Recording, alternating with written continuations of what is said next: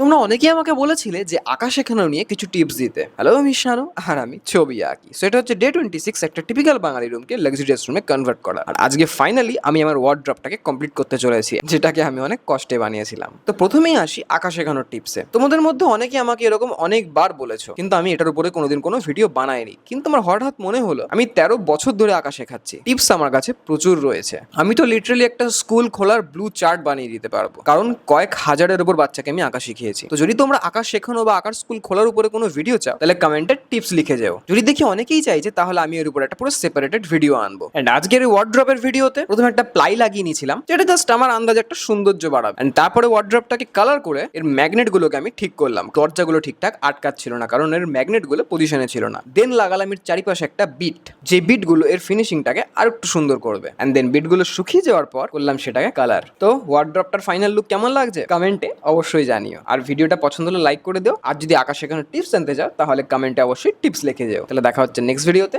ততক্ষণের জন্য বাই।